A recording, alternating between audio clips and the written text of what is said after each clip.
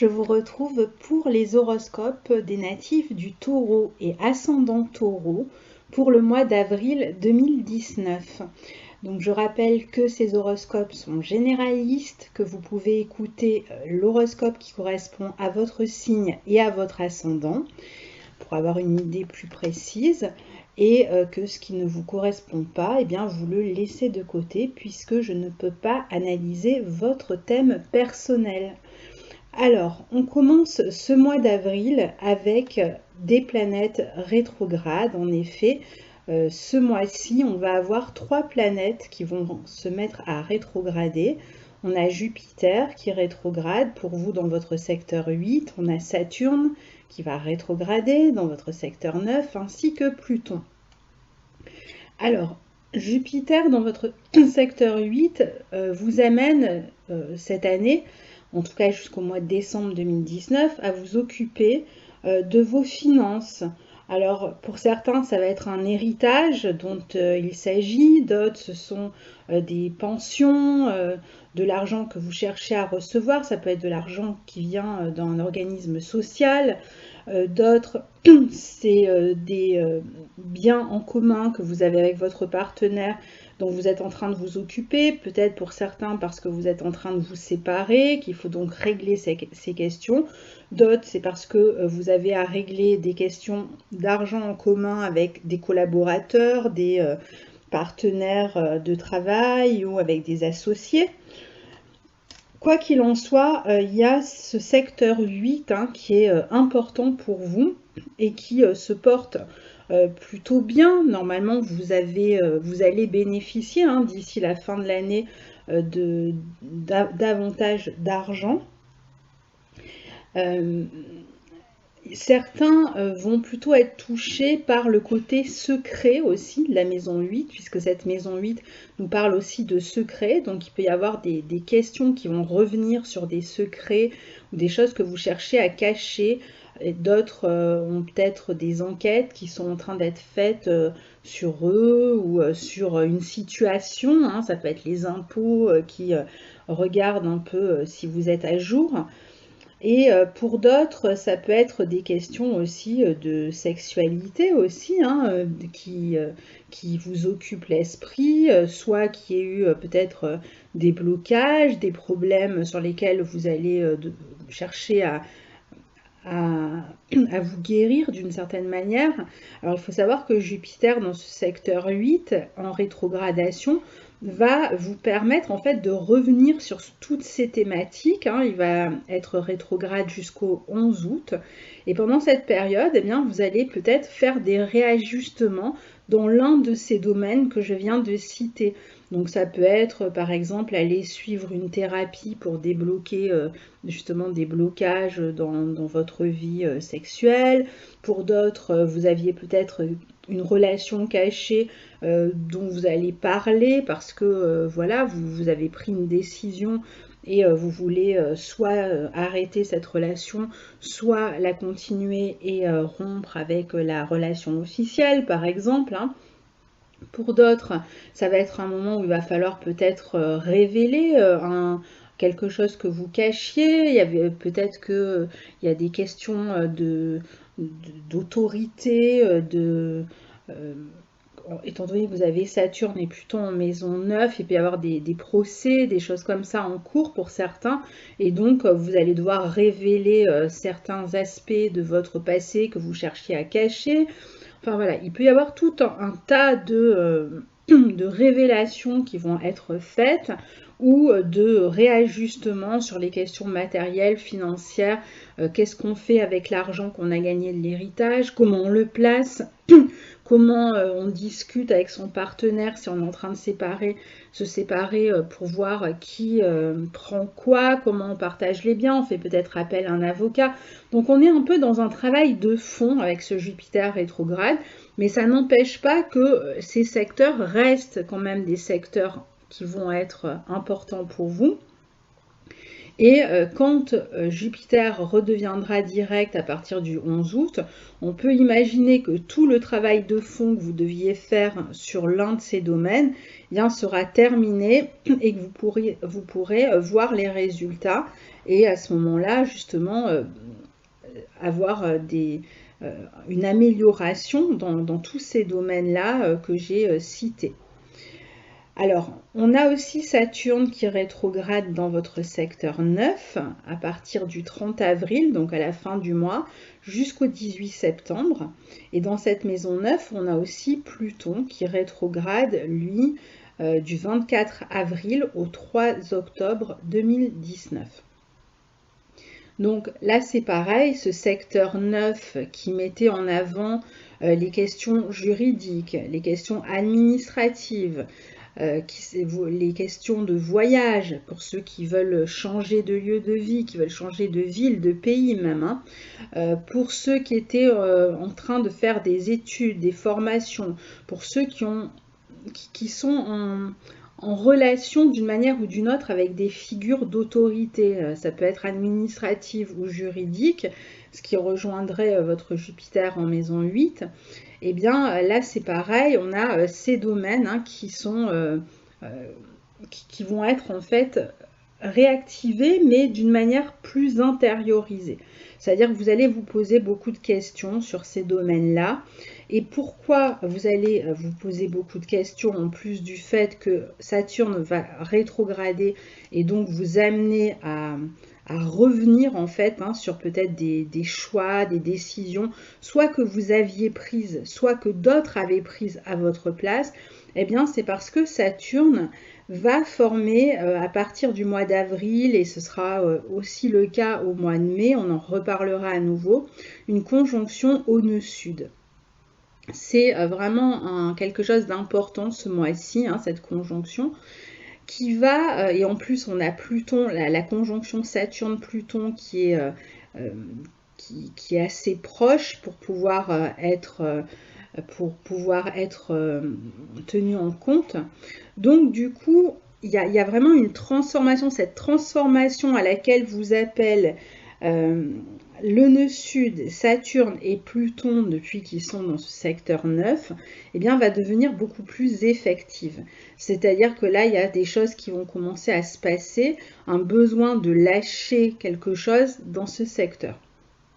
C'est comme si vous arriviez à un moment où, en fait, il y avait des structures qui soient mentales, intellectuelles, géographiques, pour ceux qui en peuvent plus d'être à un endroit précis, qui vont en fait lâcher parce que ça ne correspond plus du tout à ce que vous êtes en train de devenir. C'est-à-dire que ces structures intellectuelles, mentales, parfois ça va être religieuse, mais je vais y revenir, géographique, etc., vous semble en fait vous limiter. Il y a quelque chose qui fait que vous êtes arrivé aux limites de ce que vous pouviez supporter à ce niveau-là. Ça peut être des structures familiales, parce que c'est vrai que Saturne représente l'autorité, surtout en Capricorne, mais cette autorité, c'est vrai que ça peut être un juge par exemple, ça peut être un professeur, un enseignant, ça peut être votre père aussi, hein. Il peut y avoir quelque chose à ce niveau-là qui fait que vous n'arrivez plus à avancer, vous avez vraiment l'impression d'être stagnant, d'être bloqué en fait, hein. Pour d'autres, ça va être la foi qu'ils ont en quelque chose, en quelqu'un qui est en train de s'effriter. Alors, ça peut être difficile quand même à vivre hein, pour tout le monde, parce que tout le monde va recevoir cet aspect quelque part dans son thème. Donc vous, c'est vraiment dans la manière dont vous envisagez le monde, dont vous voyez le monde. Donc ça peut être assez difficile à vivre, ça peut se vivre un peu comme une crise existentielle qui va durer quelques temps, parce qu'on a besoin que ça bouge, vous avez besoin que ça bouge. Alors, ça peut passer justement par des déception par rapport à quelque chose que vous attendiez de la loi, de l'autorité, d'une administration, ou alors déception par rapport à un cursus que vous suiviez dans les études et vous vous rendez compte que finalement vous êtes là depuis extrêmement longtemps. Vous avez peut-être suivi naturellement des injonctions familiales, paternelles pour suivre ces études, ou alors vous aviez vous-même penser qu'il fallait toujours en savoir davantage pour pouvoir commencer à travailler, pour pouvoir commencer à faire vos preuves, et donc vous continuiez tout le temps à passer des concours, des études, des examens, etc. Pour d'autres, ça va être un domaine qu'ils étudient et qui va leur sortir des yeux, qui vont plus pouvoir supporter de suivre ce cursus ou d'évoluer dans un domaine en particulier. Ça peut être au niveau de l'éducation, vraiment, quand on est en train d'étudier, mais pour d'autres, ça peut toucher autre chose, hein. Ça peut être même quelque chose qui fait complètement partie de votre vie, même de votre vie professionnelle, qui passe par une vision du monde, par une croyance ou par autre chose, et ça ne vous correspond plus. Donc il peut même y avoir une crise des croyances, hein, d'une certaine manière. Pour certains, ça va être une religion qui ne va plus du tout vous correspondre. Pour d'autres, ça peut être une figure telle qu'un avocat, un juge qui peut vous décevoir. Donc, il va y avoir voilà, cette période en fait un petit peu déstabilisante où on sent qu'on change d'orientation, qu'on change de croyance. Et c'est vraiment la croyance que l'on a soit envers les devoirs même que l'on s'impose par rapport à une morale pour d'autres, hein. Et on est en train de lâcher, mais évidemment, il y a toujours une partie qui résiste quand on a quelque chose à lâcher. Et c'est ça qui est le plus difficile, c'est cette espèce de parenthèse entre la prise de conscience qu'on s'apprête à lâcher quelque chose que l'on suit depuis très longtemps et qui ne nous correspond plus, mais on n'a pas encore complètement mis en place ce qui va suivre. Par quoi on va le remplacer? Alors, il n'y a pas trop de soucis à se faire, même si évidemment on passe par des crises et donc c'est compliqué, parce que le nœud sud va continuer son chemin. Alors certes, ça va prendre du temps. Ça va prendre certainement quelques mois, parce que pendant quelques mois encore, Saturne et le nœud sud vont être comme ça conjoints. Donc c'est vraiment un travail de fond, hein, qui est en train de se faire. Alors pour certains, vous allez lâcher quelque chose dès ce mois-ci, puis pour d'autres, ça va peut-être être le mois suivant, puis etc. jusqu'à l'été, jusqu'à même vraiment au début de l'automne. Mais on sait que ensuite Saturne redeviendra direct, il ne sera plus accompagné du nœud sud. Et on va avoir Jupiter en fin d'année qui va passer aussi dans ce secteur et qui va arriver derrière. Donc vous allez pouvoir reconstruire quelque chose derrière, mais il faut accepter qu'il y ait cette période de crise qui fait qu'on ne voit pas toujours exactement où on met les pieds et où on va. On peut très bien être en train de lâcher quelque chose sans l'avoir vraiment remplacé encore par autre chose, d'où ce sentiment un petit peu de crise. Alors le nœud nord, du coup, lui, il est en face, il est en maison 3 dans le signe du Cancer, comme on le sait. Et la maison 3, là où passe le nœud nord, c'est la maison de tout ce qui est pragmatique, pratique, de tout ce qui est expérimental. Donc, peut-être que vous allez finalement ne plus avoir besoin de ces croyances, de cette structure, de ces appuis, de ces études pour d'autres, pour pouvoir avancer. Vous allez expérimenter, vous allez essayer d'autres choses. Dans la maison 3, vraiment, on expérimente, où on applique ce que l'on sait. Donc, on n'a plus besoin de continuer à étudier, on n'a plus besoin d'avoir quelqu'un qui nous dicte ce que l'on doit faire. On sait, on est à l'écoute de ses besoins et on sait qu'on doit commencer à agir et que c'est de cette manière-là qu'on va trouver par quoi remplacer ce qu'on est en train de lâcher. Donc ça, c'est pour les planètes rétrogrades. Alors la première partie du mois, on a le soleil en bélier jusqu'au 20 avril, hein, dans votre maison 12. On a une nouvelle lune en bélier qui a lieu aussi dans votre maison 12, le 5 avril, sachant qu'elle sera carrée à Saturne. Le soleil va se retrouver carré à Saturne, carré à Pluton, le 10, le 13. Donc toute cette première partie du mois, on a ce secteur 12 qui est quand même assez mis en avant. Et puis le 14, le soleil forme un trigone à Jupiter. 14 avril. Donc une première partie du mois avec quelques éléments difficiles peut-être à gérer qui vous reviennent du passé. Peut-être une fin aussi qui s'annonce, qui concerne soit un travail, soit un lieu de vie, soit éventuellement aussi des histoires de justice peut-être ou d'administrative ou d'études. Vous êtes peut-être sur la fin de quelque chose. Donc en tout cas, quelque chose arrive à terme qui va vous permettre de repartir dans un nouveau cycle. Pour d'autres, je vous ai dit, il peut y avoir même vous vous apprêtez peut-être à changer de lieu de vie. En tout cas, il y a le passé qui est là, encore présent ce mois-ci, mais vous arrivez à la fin de quelque chose ce mois-ci et vous allez tourner une page. Donc ça, surtout à partir de la deuxième partie du mois. Donc il y a une espèce de notion de guérison. C'est comme la fin d'une mue en fait. On se prépare pour le renouveau. On a Uranus qui est quand même dans votre signe, qui vous pousse vers ce renouveau. Donc on termine en fait de tourner cette page et c'est cet entre-deux qui est difficile pour vous ce mois-ci. Il peut y avoir des personnes de la famille qui pourraient être hospitalisées avec les planètes en maison 12 en bélier. Bélier, c'est le signe de tout ce qui est la tête, donc ça peut toucher ce domaine-là pour ceux qui sont concernés.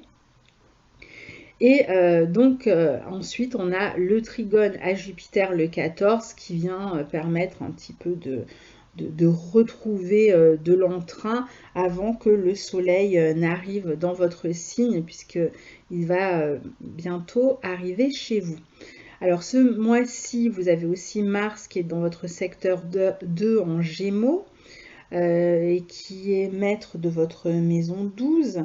Donc il met l'accent sur les questions matérielles. Donc il y a peut-être l'obligation de communiquer, peut-être justement de gérer des papiers concernant ces questions matérielles, puisqu'on a vu qu'on avait Jupiter en maison 8 qui est rétrogradé et qu'on a peut-être des questions d'argent à régler, on revient dessus parce qu'il faut s'en occuper.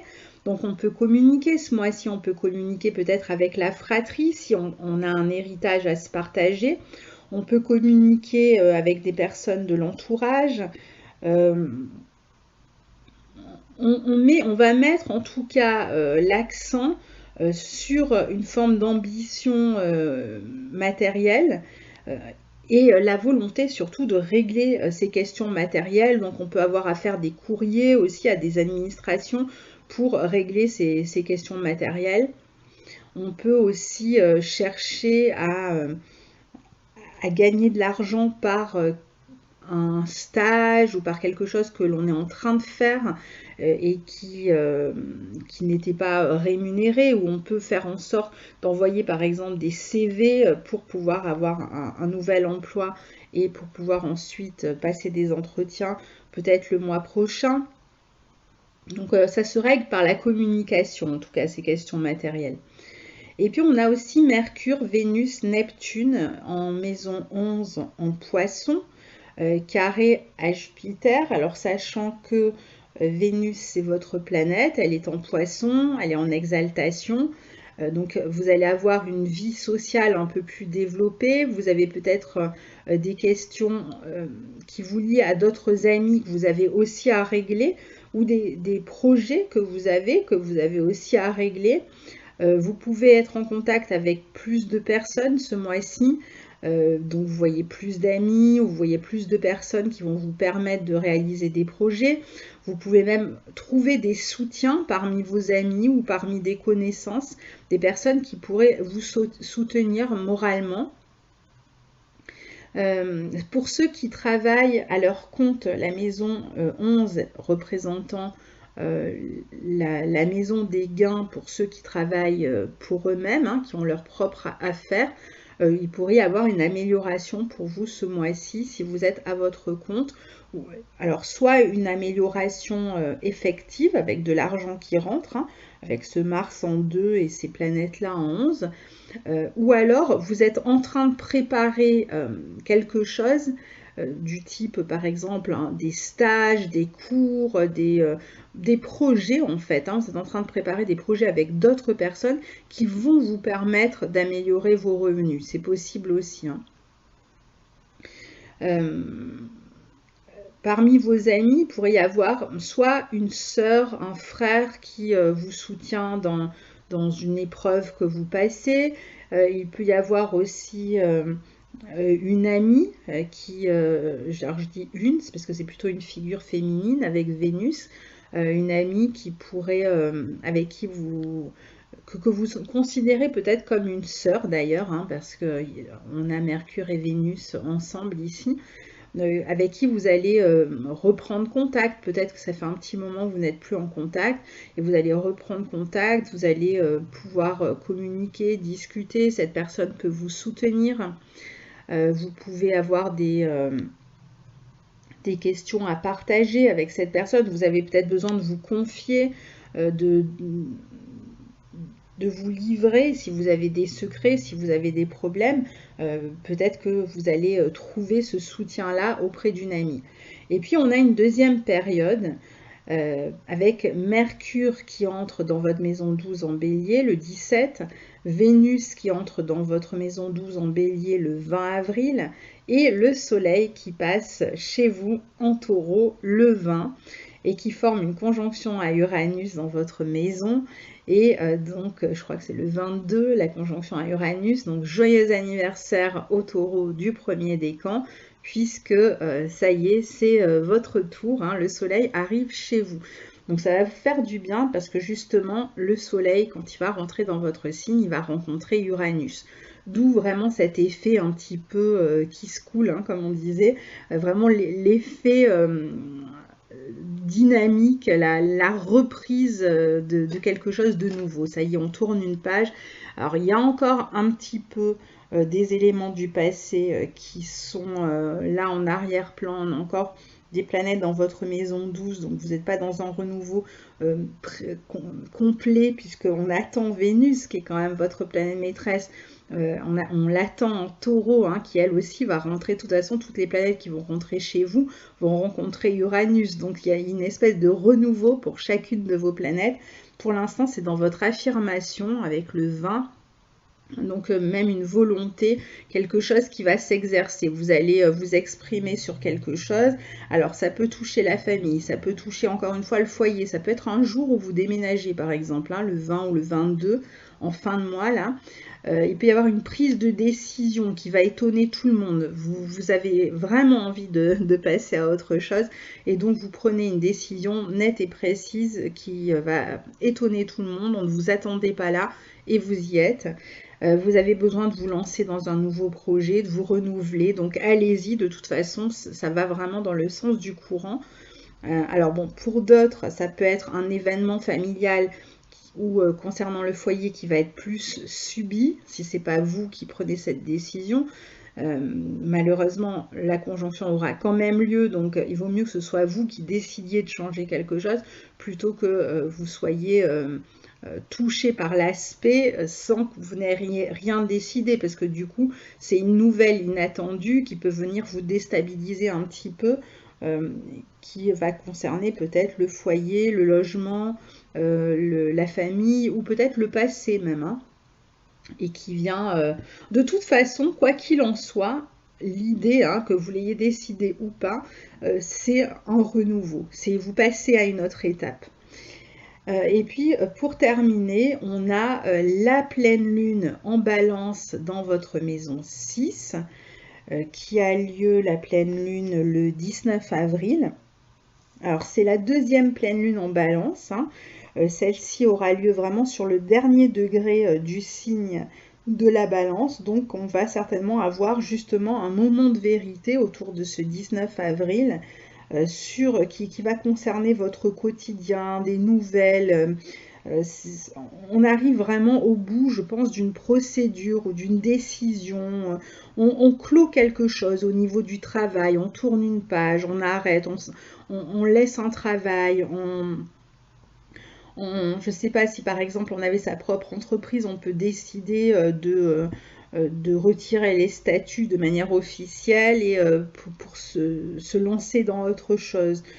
Pour d'autres, ça va être on clôt un site internet qui donnait une visibilité sur notre travail pour passer à autre chose.